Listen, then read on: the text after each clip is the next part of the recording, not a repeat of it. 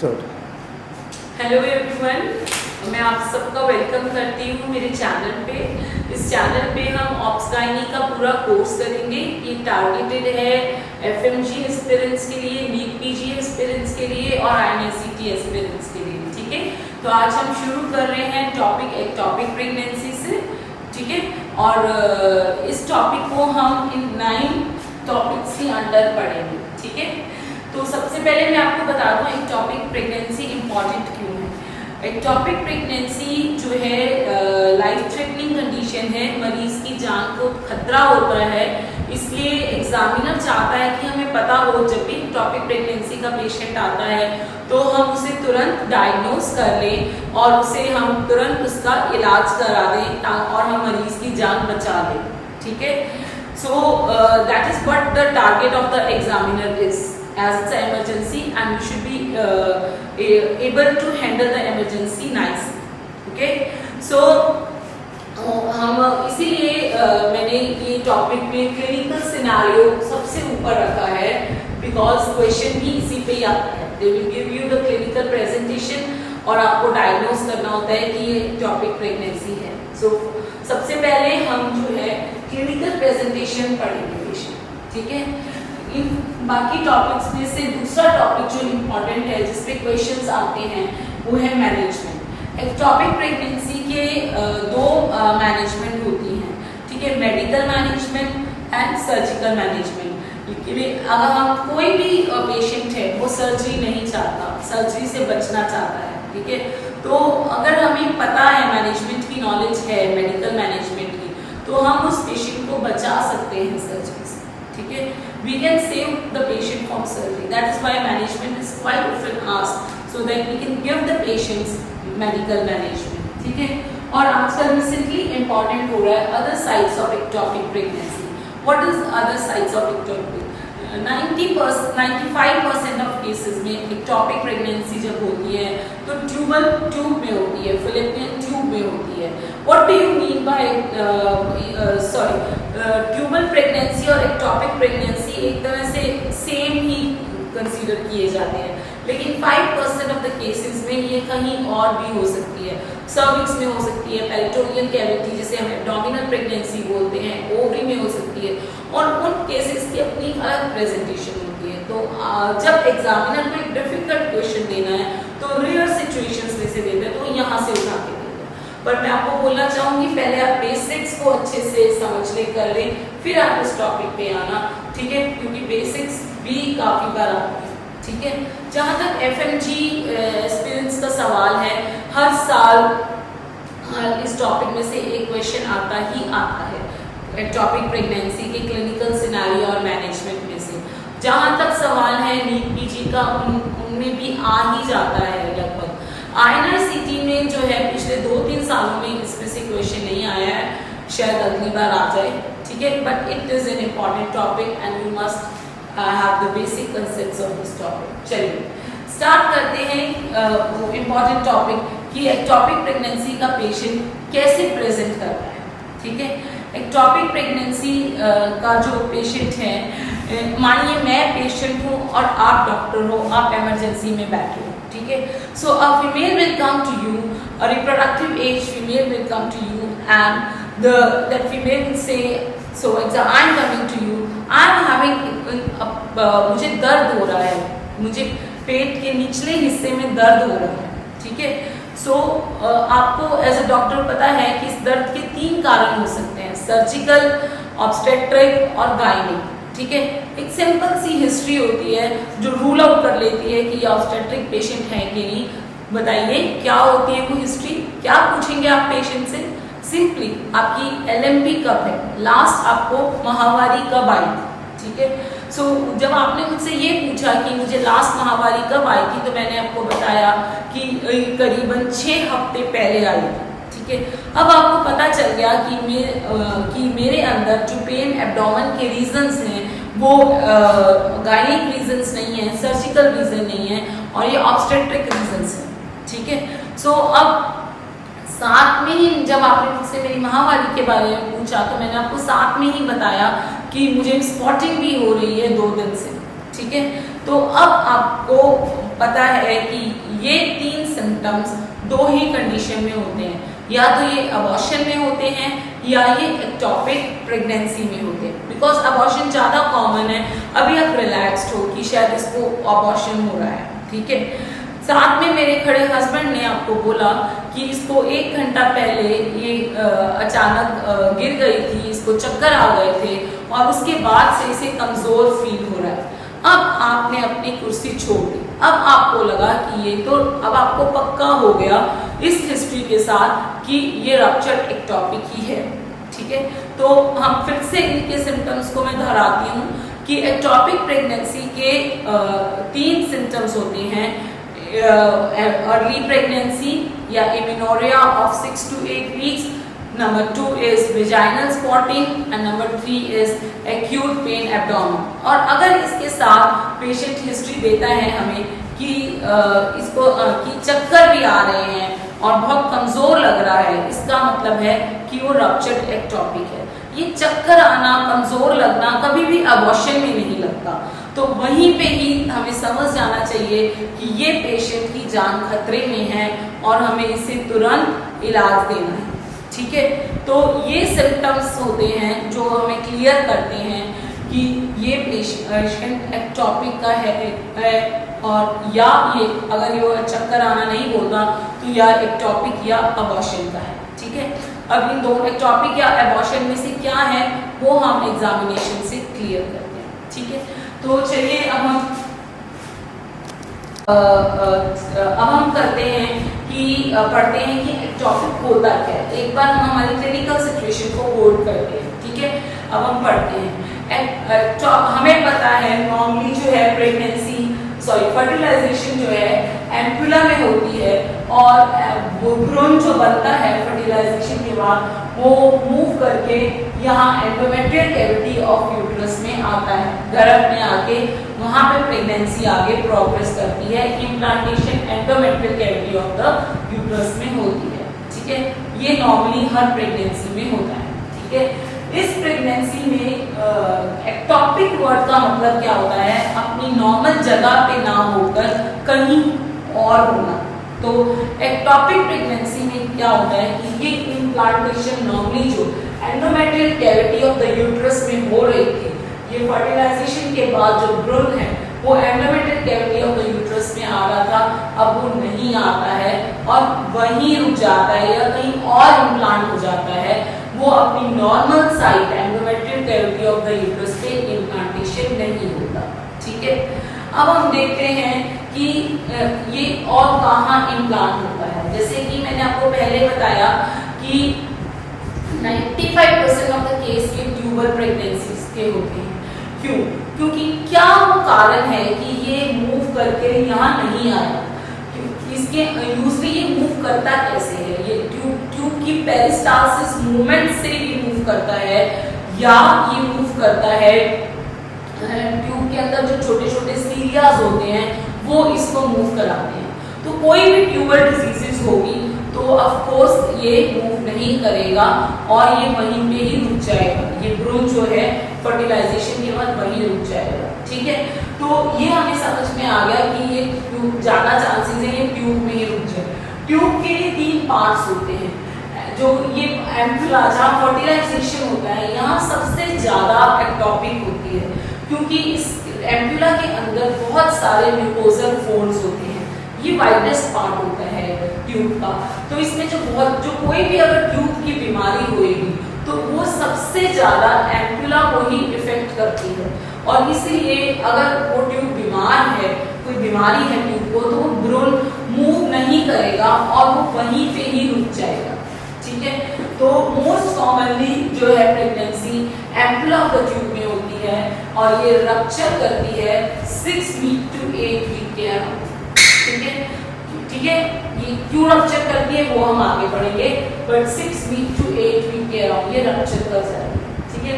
Second ये जो part है जो ब्लैक कलर में शेड है ये इस्टमस है, ये सेकेंड नैरोएस्ट पार्ट है, ठीक है। अब क्योंकि ये एम्पुला से नैरो है तो इसमें प्रेगनेंसी जल्दी ट्यूब को रप्चर करवाएगी, तो ये रप्चर होती है 4 वीक्स to 6 वीक्स के अराउंड, ठीक है। अब थर्ड पार्ट है वो सबसे नैरो है, सबसे सकरा है, सबसे पतला है, ठीक है, इंटरस्टिशियम। लेकिन इसमें जो प्रेगनेंसी रप्चर करती है वो 12 वीक्स टू 16 वीक्स के अराउंड रप्चर करती है, क्योंकि इसके आसपास, ये देख रहे हैं आप, यूट्रस की मायोमेट्रियम होती है, इसके आसपास यूट्रस की मायोमेट्रियम होती है जो प्रेगनेंसी को काफी आगे तक ले जाती है। मायोमेट्रियम से ही जो है उस प्रेगनेंसी को न्यूट्रिशन मिलता है, और हमें पता है muscle is a contractile thing, तो वो जो है रिलैक्स कर जाती है और उसको वो प्रेगनेंसी 12 वीक्स टू 16 वीक्स तक रप्चर करती है, ठीक है। तो आइए हम पढ़ते हैं कि वो पेशेंट जो मैं आपके पास आई थी उसमें सिम्टम्स क्यों आ रहे थे, वो जो हमने 3-4 सिम्टम्स पढ़े थे वो क्यों आ रहे थे, ठीक है। तो सबसे पहले सिम्टम होता है एमेनोरिया, वो आपको पता है प्रेगनेंसी हुई है तो महावारी नहीं है, ठीक है। और दूसरा सिम्टम पेन, पेन क्यों हुआ, ट्यूब हमें पता है बहुत ही पतली सी एक चीज है, जब वहां पे भ्रूण या एम्ब्रियो बड़ा होएगा, ग्रो करेगा तो वो बड़ा होगा, तो उसकी ग्रोथ के साथ साथ जो है वो ट्यूब खींचेगी, ट्यूब के खींचने के साथ साथ उसके आसपास वाली पेरिटोनियम भी खींचेगी। जब भी पेरिटोनियम खींचती है तो पेशेंट को दर्द होता है, ठीक है। तो क्योंकि ट्यूब निचले हिस्से में होती है पेट के, एब्डोमेन के, इसलिए दर्द भी वहीं होता है, ठीक है। इसका सिम्टम था उसका वेजाइनल स्पॉटिंग। अब ये वेजाइनल स्पॉटिंग क्यों हुई, ठीक है। स्ट्रेचिंग ऑफ द ट्यूब जो हो रही थी, जो ग्रोइंग एम्ब्रियो स्ट्रेच कर रहा था उस ट्यूब को, उसने वस्कुलर इनसफिशिएंसी कर दी, जो ब्लड सप्लाई थी उस स्ट्रेचिंग की वजह से वो कम होने लगी, जो एम्ब्रियो को ब्लड सप्लाई थी, जिस वजह से एम्ब्रियो खत्म हो गया, भ्रूण खत्म हो गया। अब जब भ्रूण खत्म होता है तो देखते हैं एक बार नॉर्मल प्रेगनेंसी में क्या हो रहा है। मैं फिर से बता रही हूँ, हम नॉर्मल प्रेगनेंसी की बात कर रहे हैं। नॉर्मल प्रेगनेंसी में जो एम्ब्रियो या फीटस होता है वो HCG रिलीज करता है। HCG जो है वो कॉर्पस ल्यूटियम को बनाए रखती है, नहीं तो कॉर्पस ल्यूटियम खत्म हो जाता है, और कॉर्पस ल्यूटियम जो है ये प्रोजेस्टेरॉन रिलीज करता है जो प्रेगनेंसी को बनाता है। ये नॉर्मल प्रेगनेंसी में होता है, इसीलिए मैंने नॉर्मल है, इसीलिए मैंने इसको यूट्रस में इम्प्लांटेशन दिखाया, ठीक है। नॉर्मल प्रेगनेंसी में जो है एम्ब्रियो से HCG रिलीज होता है जो कॉर्पस ल्यूटियम को बनाए रखता है, सर्वाइवल कराता है उसका, और कॉर्पस ल्यूटियम से प्रोजेस्टेरॉन रिलीज होता है जो कि प्रोजेस्टेरॉन प्रेगनेंसी का हार्मोन है जो कि प्रेगनेंसी को बनाए रखता है। लेकिन जब ये एक्टोपिक प्रेगनेंसी का केस है, अब एक्टोपिक प्रेगनेंसी में जब इम्प्लांटेशन जो है यहाँ हुआ है, ट्यूब में हुआ है, तो HCG रिलीज होता है। HCG जो है कॉर्पस ल्यूटियम को बनाए रखता है, कॉर्पस ल्यूटियम जो है प्रोजेस्टेरॉन को बनाए रखता है। समझ में आ गया है। अब जो है जब फीटल लॉस होगा, अभी हमने पढ़ा वस्कुलर इनसफिशिएंसी की वजह से खून का प्रवाह जो है वो कम हो जाता है स्ट्रेचिंग की वजह से, उस वजह से फीटल लॉस हो जाता है। अब जब फीटल लॉस होगा तो ये HCG अब रिलीज नहीं होगा। HCG रिलीज नहीं होगा तो कॉर्पस ल्यूटियम से प्रोजेस्टेरॉन रिलीज नहीं होगा, ठीक है। HCG रिलीज स्टॉप हो गया, अब प्रोजेस्टेरॉन भी स्टॉप हो गया, ठीक है। तो प्रोजेस्टेरॉन का विड्रॉल हो गया, ठीक है। जब प्रोजेस्टेरॉन का विड्रॉल होता है तो वेजाइनल स्पॉटिंग, ठीक है। तीसरा सिम्टम समझ में आ गया। चौथा सिम्टम था फेंटिंग अटैक। उस एक्टोपिक प्रेगनेंसी वाले मरीज को चक्कर क्यों आ रहे थे, वो गिर क्यों गई थी, उसको वीक क्यों लग रहा था। जब भी over stretching of follicular tube होगी, ठीक है, तो फॉलिक्यूलर ट्यूब फट जाएगी, वो फट जाएगी तो वहां से ब्लीडिंग होनी शुरू हो जाएगी, इंट्रापेरिटोनियल हेमरेज, अंदर खूब सारी ब्लीडिंग इकट्ठी हुई है। अब वो ब्लीडिंग जो है हाइपोटेंशन करेगी पेशेंट को, और उससे पेशेंट को चक्कर आएंगे और पेशेंट को वीक फील होगा, ठीक है। चलिए, अब हमने पढ़ा कि ट्यूबल डिजीजेस की वजह से ही एक्टोपिक प्रेगनेंसी होती है, तो हम इसके जो रिस्क फैक्टर्स हैं उनको पढ़ लेते हैं। कौन कौन सी ट्यूबल पैथोलॉजीज हैं जो एक्टोपिक प्रेगनेंसी करती हैं, ठीक है। ये एग्जाम में ना कई वन लाइनर क्वेश्चंस आते हैं, कौन सा इंपॉर्टेंट है कौन सा नहीं है। तो हम जो ये सब पढ़ेंगे ये हम इम्पोर्टेंस के हिसाब से ही पढ़ेंगे। ओके, चलिए सबसे इम्पोर्टेंट है, अगर पेशेंट को हिस्ट्री है पीछे एक्टोपिक प्रेगनेंसी की, तो एक्टोपिक अगर पहले कभी एक्टोपिक हुई है तो अगली बार एक्टोपिक होने के काफी चांसेस है, इसीलिए ये सबसे ऊपर है। सेकंड पे है हिस्ट्री ऑफ पीआईडी या साल्विंजाइटिस। ठीक है, दोनों एक ही बात है, ये सबसे कॉमन है।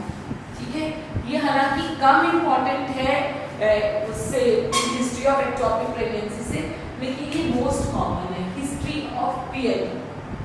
थर्ड है हिस्ट्री ऑफ इनफर्टिलिटी। ठीक है, अगर किसी पेशेंट को इनफर्टिलिटी है, आपको पता है इनफर्टिलिटी ट्यूबल फैक्टर्स की वजह से भी होती है, तो उस पेशेंट को भी जो है एक्टोपिक होने के चांस होते हैं। ठीक है, हिस्ट्री ऑफ ट्यूबल सर्जरीज, अगर किसी पेशेंट की कोई ट्यूब की सर्जरी हुई है तो पॉसिबल है उसके सीरियास, उसके जो पेरिस्टालसिस कुछ इम्पेयर हो जाए और एक्टोपिक हो जाए। तो कौन सी ट्यूबल सर्जरीज है? Tubectomy, tubal recanalisation. हाँ, ट्यूबेक्टमी हम करवाते हैं इसलिए है कि प्रेगनेंसी ना हो, पर ट्यूबेक्टमी फेल भी तो हो सकती है ना।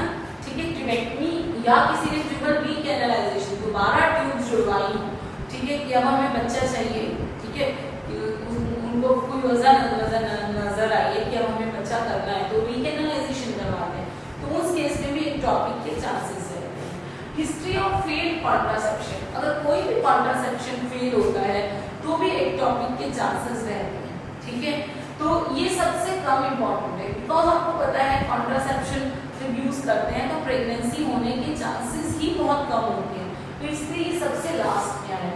सबसे ज्यादा ट्यूबेक्टमी में चांसेस हैं एक्टोपिक होने पे अगर वो फेल होती है। दूसरा नंबर पे है मेरेना, तीसरे नंबर पे है कॉपर्टी, चौथे नंबर पे है प्रोजेस्टेरॉन ऑर्गेनिकल्स और पांचवें नंबर पे है combined oral contraceptives. Combined oral contraceptives क्योंकि लास्ट में है, इसलिए अगर एक्टोपिक प्रेगनेंसी की किसी को हिस्ट्री है तो उसे सबसे जो सुटेबल कॉन्ट्रासेप्टिव है वो कंबाइंड ओरल कॉन्ट्रासेप्टिव।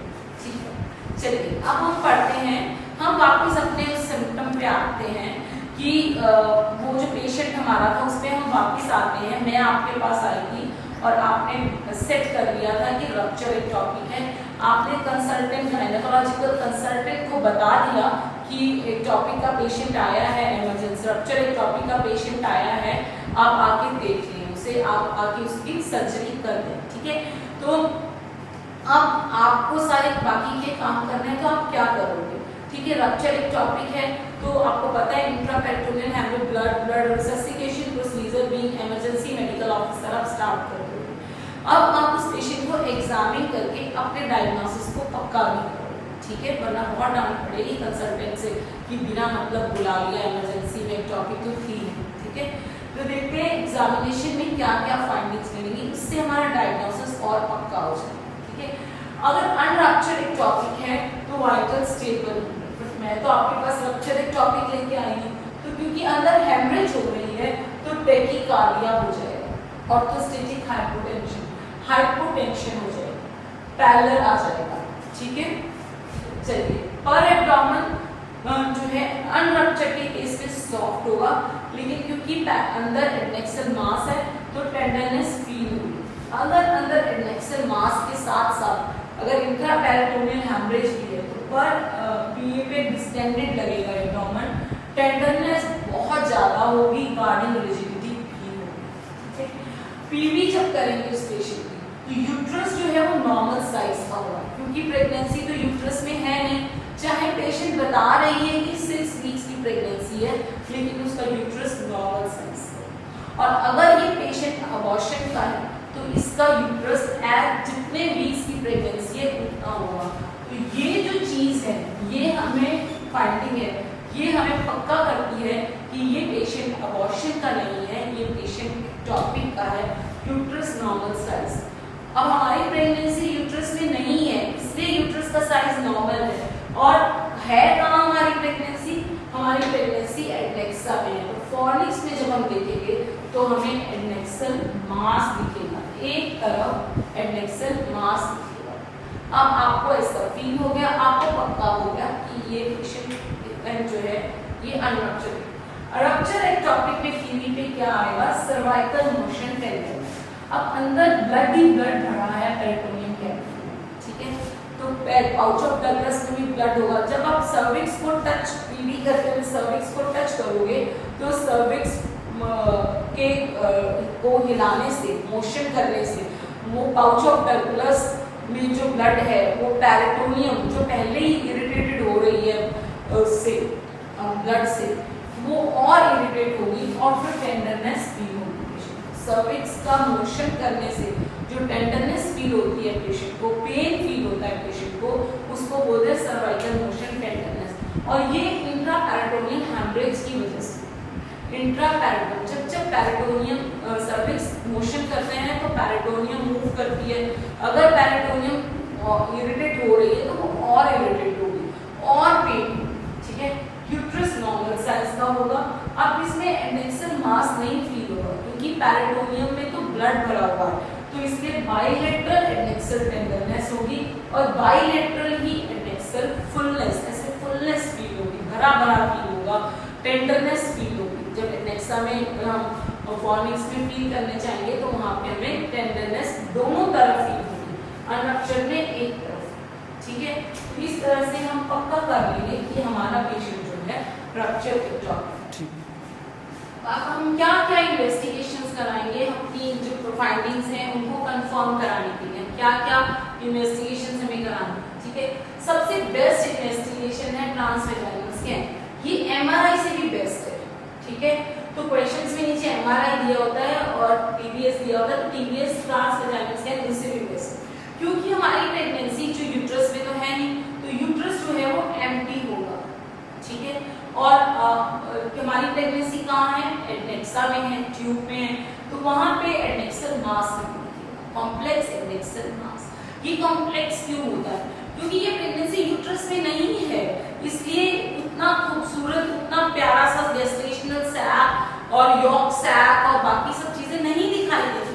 ट्यूब में बहुत सारी स्वेलिंग हो रही है, बहुत सकरा रास्ता है, बहुत पतला रास्ता है, तो वहाँ कॉम्प्लेक्स एडनेक्सल मास होगा, ठीक है। दूसरी इन्वेस्टिगेशन है, अगर हमें स्कैनिंग से कंफर्म नहीं होता, फर्स्ट हमारी इन्वेस्टिगेशन वेजाइनल स्कैन है, लेकिन अगर हमें नहीं कंफर्म होता तो हम सीरियल बीटा एचसीजी भी करवा सकते हैं। सीरियल बीटा एचसीजी क्या होता है, नॉर्मल यूट्रस की प्रेगनेंसी में हमने अभी पढ़ा कि ट्रोफोब्लास्ट सेल्स जो होते हैं एम्ब्रॉय के वो एचसीजी बनाते हैं और एचसीजी जो है, ये एचसीजी जो है ये डबल होता रहता है नॉर्मल प्रेगनेंसी में। यहाँ हम नॉर्मल प्रेगनेंसी की बात कर रहे हैं, ठीक है। ये डबल होता रहता है 2 डेज के अंदर या 48 आवर्स के अंदर। मान लीजिए नॉर्मल इंट्रायूटेराइन प्रेगनेंसी में ये 1000, तो 48 आवर्स के बाद 48 घंटे के बाद ये 2000 हो जाएगा, अगले 48 घंटे के बाद ये 4000 हो जाएगा, अगले 48 घंटे के बाद 8000 हो जाएगा। अगर एक्टोपिक प्रेगनेंसी है तो ये डबल नहीं होता। क्यों नहीं होता, क्योंकि भाई ट्यूब में बहुत अच्छे हालात नहीं है एम्ब्रॉय के ग्रो करने के, ठीक है। बहुत अजीब सी जगह है वो, अच्छे हालात तो यूट्रस में थे, ठीक है। तो बड़ी मुश्किल से वो ट्रोफोब्लास्ट ग्रो कर रही है, मस्कुलर इनसफिशिएंसी है, रास्ता जगह भी नहीं है ग्रो करने की। तो बीटा एचसीजी जो ट्रोफोब्लास्ट क्रिएट करता है वो बहुत कम होता है, ठीक है। वो डबल नहीं होता है 48 घंटे में। तो 48 घंटे में अगर ये पहले 1000 था तो ये 1500 हो जाएगा, 2200 हो जाएगा, 3600 हो जाएगा, ठीक है। तो हर 2 दिनों में ये 48 घंटों में डबल नहीं होगा, ठीक है। तो ये सीरियल बीटा एचसीजी हमें तभी करवाना है जब हमें स्कैन में कुछ नहीं दिखाई देता, ठीक है, और हमारे पास टाइम है, अनरप्चर्ड में ही हमें करवाना है, ठीक है। अब हम देखते हैं हम इसको कैसे मैनेज करते हैं। 2 तरीके के मैनेजमेंट है, एक है मेडिकल मैनेजमेंट। कोई भी पेशेंट सर्जरी नहीं चाहता, हर कोई बचना चाहता है सर्जरी से, ठीक है। मेडिकल मैनेजमेंट में हम इंजेक्शन मीथोट्रेक्सेट दे देते हैं, वो मीथोट्रेक्सेट जो है बच्चे को मार देता है और हमारी प्रॉब्लम स्टॉप हो जाती है, ठीक है। अब इसकी कुछ कॉन्ट्राइंडिकेशंस है, ठीक है। अब मान लो अगर टॉपिक रप्चर हो गई है तो अंदर खून बहे जा रहा है, ठीक है। हम बच्चे को मार के क्या करेंगे, ट्यूब वाले बच्चे को मार के हम क्या करेंगे, हमें तो उसका ऑपरेट करना ही पड़ेगा। वो जो ब्लीडिंग हो रही है, वो जो टीयर हो गया फॉलोपियन ट्यूब का, वो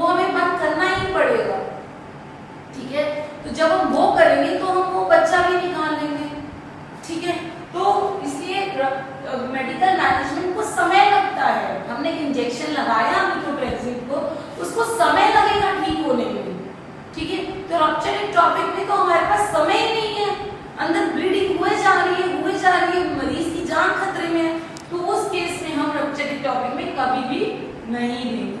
रप्चर एक्टोपिक में ये कॉन्ट्राइंडिकेशन है मेडिकल मैनेजमेंट का। दूसरी चीज कॉन्ट्राइंडिकेशन है वो है कार्डियक एक्टिविटी। क्या होता है, क्या होगा अगर कार्डियक एक्टिविटी प्रेजेंट है? आप सबको पता है वजाइनल स्कैन पे 5 से 6 हफ्ते में कार्डियक एक्टिविटी आती है, ठीक है। मतलब फूटने वाला है, बड़ी प्रेगनेंसी हो गई है, जल्दी फूट जाएगा। हम मेडिकल मैनेजमेंट को 4-5 दिन लगते हैं असर करने में, ठीक है। तो आज हमने मेडिकल मैनेजमेंट की 4-5, तो मतलब वो फूटने वाला है, वो एक बड़ी प्रेगनेंसी है, ठीक है। तो वो कार्डियक एक्टिविटी अगर प्रेजेंट है तो नहीं देंगे। आज वो रप्चर नहीं है, बट थोड़ी देर में वो रप्चर होने वाली है, थोड़े दिनों में, तो कार्डियक एक्टिविटी जब प्रेजेंट होगी तो हम नहीं देंगे। तीसरा है बीटा एचसीजी। बीटा एचसीजी की वैल्यू 3000 से 5000 से अगर जाता है तो हम उस केस में भी नहीं लेंगे। क्यों नहीं लेंगे? क्योंकि देखो ज्यादा बीटा एचसीजी मतलब ज्यादा बड़ी प्रेगनेंसी, हम नहीं देंगे। चौथा है गेस्टेशनल सैक, अगर 4 mm से ज्यादा है फिर भी हम मेडिकल मैनेजमेंट नहीं देंगे। सेम, ज्यादा बड़ा गेस्टेशनल सैक, ज्यादा बड़ी प्रेगनेंसी। अब इन वैल्यूज को कैसे याद रखना है? 3, 4, 5 याद रह जाएगी, 3, 4, 5, ठीक है, okay. Surgical management. Surgical management जो है में हमें क्या करना है, जो ट्यूब ब्लीड करती है उसकी ब्लीडिंग रोकनी है और हमें जो प्रोडक्ट, वो जो बच्चा है उसको निकालना है। तो 2 तरीके हैं ट्यूब तक पहुंचने के, लेप्रोस्कोपिकली दूरबीन से या बड़ा चीरा देके लेप्रोटमी। लेप्रोस्कोपिकली हम तभी करेंगे जब पेशेंट स्टेबल है, ठीक है। लेप्रोटमी हम तभी करेंगे जब पेशेंट अनस्टेबल है, ठीक है। 2 तरह की सर्जरी है, साल्पिंजोस्टमी या साल्पिंजेक्टमी, ठीक है। साल्पिंजोस्टमी का मतलब क्या होता है? ट्यूब के अंदर हमने एक छेद कर दिया है और उस छेद में से हमने उस बच्चे को निकाल दिया है, ठीक है। ये तभी हम करते हैं जब जो अनरप्चर्ड एक्टोपिक है, ट्यूब फूटी नहीं है, ठीक है, तभी हम करते हैं। इससे हमारी ट्यूब सेव हो जाती है, ठीक है। तो अगर किसी पेशेंट को अपनी ट्यूब सेव करनी है फ्यूचर प्रेगनेंसी के लिए, तो और उसकी प्रेगनेंसी रप्चर नहीं है, तो उनमें हम साल्पिंजोस्टमी करते हैं, ठीक है। और अगर उस पेशेंट को बच्चा नहीं चाहिए या रप्चर्ड है तो हम साल्पिंजेक्टमी करते हैं, ठीक है। साल्पिंजेक्टमी का मतलब है रिमूव कर देना। ये ऑस्टमी जो है, ये कई लोग तो ऑस से याद करते हैं, ऑस का मतलब ओपन, या कई लोग स्टोमा से भी याद करते हैं, स्टोमा का मतलब ओपनिंग, ठीक है। ये जो हम छेद करते हैं ट्यूब के अंदर, ये जो है, इस ट्यूब को हम दोबारा टांके नहीं लगाते हैं, ठीक है। जब पहले टांके लगाते थे उसको साल्पिंजोटमी बोलते थे, साल्पिंजोटमी। आजकल देखा गया है ये आजकल कोई नहीं करता है इसको, ये ऑब्सोलीट हो गया है, ठीक है। तो आजकल सिर्फ साल्पिंजोस्टमी, एक मिल्किंग ऑफ द ट्यूब भी बड़ा चलता था, ऐसे दबा के ट्यूब में से फिम्ब्रिया से निकाल दो, वो भी आजकल नहीं, ठीक है। चलिए अदर साइड्स ऑफ टॉपिक पढ़ते हैं। अदर साइड्स ऑफ टॉपिक पढ़ते हैं। 95% ऑफ द चांसेस हैं कि ट्यूब में ही होती है, लेकिन बाकी जगह भी हो सकती है, ठीक है। मान लीजिए ओवरी में हो गई, तो उसको हम कैसे डायग्नोज करेंगे? उसके लिए स्पीचबर्ग डॉक्टर ने जो है क्राइटेरिया दिया है। क्राइटेरिया में 3-4 पॉइंट्स हैं, सारे याद रखने की जरूरत नहीं है। पॉइंट्स इसी बात के आसपास घूमते हैं कि वो प्रेगनेंसी जो है घूमा के, ट्यूब से घूम के या सिजेरियन के स्कार से घूम के नहीं आई, वो प्रेगनेंसी वहीं थी, ओवरी में ही थी। तो उसमें सारे पॉइंट्स इस तरह होते हैं, uterus normal, tube normal, scar normal, ठीक है। तो और ओवरी में ही टिश्यू इम्प्लांटेशन का पाया गया, ये सेकंड मोस्ट कॉमन साइट। और हो सकती है एब्डोमेन। एब्डोमेन का मतलब है पेरिटोनियल कैविटी में हो सकती है।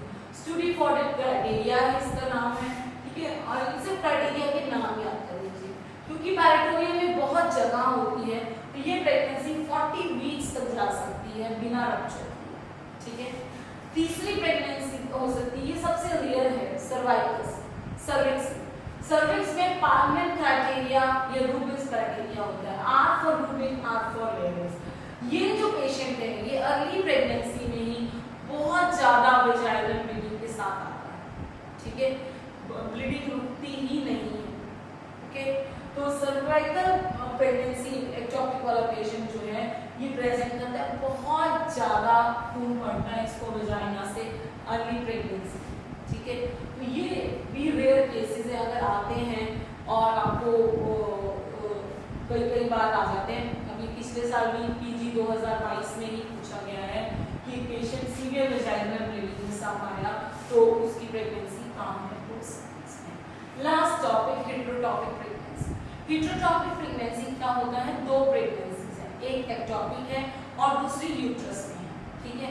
अब इस प्रेगनेंसी में जो है हम मेडिकल मैनेजमेंट नहीं देंगे क्योंकि वो इंजेक्शन मीथोट्रेक्सेट जो है वो यूट्रस का बच्चा भी मार देगा और एक्टोपिक का बच्चा भी मार देगा, और हो सकता है उस पेशेंट को चाहिए वो यूट्रस का बच्चा, है ना। तो इसलिए हम उसमें मेडिकल मैनेजमेंट नहीं, ठीक है। तो मैं उसके कंडीशन में हम क्या करते हैं, सर्जरी करके साल्पिंजोस्टमी कर देते हैं या साल्पिंजेक्टमी कर देते हैं रप्चर अनरप्चर के हिसाब से, और वो जो यूट्रस वाला बच्चा ना बड़े आराम से 99% केसेस में वो प्रेगनेंसी टर्म पर चली जाती है और कोई कॉम्प्लिकेशन नहीं है। तो ये था हमारा एक्टोपिक प्रेगनेंसी का लेक्चर, ठीक है। अभी जो है मुझे बताना है इससे जो सारे रेलेवेंट नोट्स हैं वो आपको मेरे टेलीग्राम चैनल डॉक्टर राणा ओबीजी पे मिल जाएंगे, ठीक है। DR राणा RANA OBG पे आपको ये नोट्स मिल जाएंगे। वहाँ पे करीबन 50-60 क्वेश्चंस भी हैं एक्टोपिक प्रेगनेंसी पे, ठीक है। समझना एक बात होती है, आप जब क्वेश्चंस करोगे तो ही आपका एग्जाम क्लियर हो, ठीक है। तो मिलते हैं अगले क्लास में जो इसका टॉपिक होगा एबॉर्शन। धन्यवाद।